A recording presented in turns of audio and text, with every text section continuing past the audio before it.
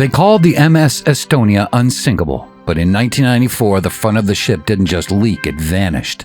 And the reason why is either a massive engineering failure or the biggest cover-up in maritime history. The year is 1994. In the middle of the Baltic Sea, the MS Estonia is screaming through 20-foot waves heading for Stockholm. On the bridge, the dials look normal, but deep in the dark of the car deck, there's a sound. It's the sound of the bow visor, the 50-ton steel nose of the ship. It's held shut by 3 hydraulic locks, but these locks weren't built for the open Baltic. They were designed for quiet coastal waters. The crew knew that the locks were acting up. Reports show that they had been bypassing alarms and ignoring the groaning metal for months. They treated a fatal design flaw like a minor inconvenience.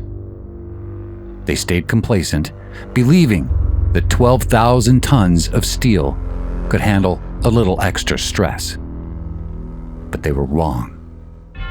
Midnight, a massive wall of water slams into the bow. The steel pins, no thicker than a human arm, finally shear off. The visor rips off the hinges, tearing open the ship's inner ramp. In seconds, the ocean isn't just leaking in, it's a fire hose. Thousands of tons of water rush onto the car deck.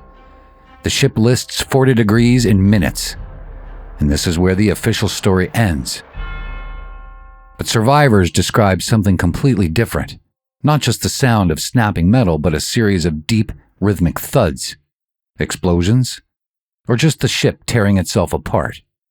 As the Estonia slipped beneath the waves, the mystery was just the beginning.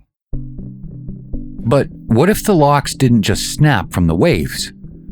For decades, rumors have swirled that the Estonia was carrying secret military tech and smuggled Soviet electronics. In 2020, a private dive team found a 4-meter hole in the hull that the official report never mentioned.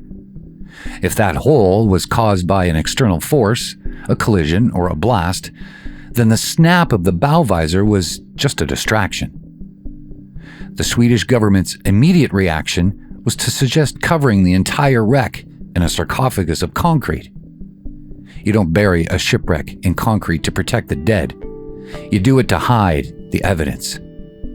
If the Estonia was a victim of the Cold War's shadow, then 852 people died for a secret they didn't even know that they were carrying.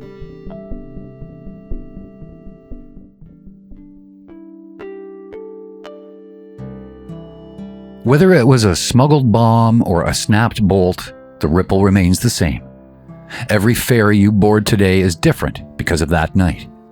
We now have double skin hulls. We have internal collision bulkheads that stay shut even if the nose falls off. We stopped trusting that unsinkable meant unbreakable. We like to think the truth is always at the surface, but history is often written by the people who stay on the shore, while the real story sits 400 feet down, covered in silt and silence. The Estonia is now a protected graveyard, a place where the law says you can't go. It's a chilling reminder that sometimes progress only happens when we are forced to look at our own complacency. So how about you? Have you ever trusted a piece of technology that you later found out was held together by hope? Share your comments on the Estonia mystery in the comments below. And if you would like to explore more of these ripples in history and in life, please hit subscribe and join me here on The Ripple Trace.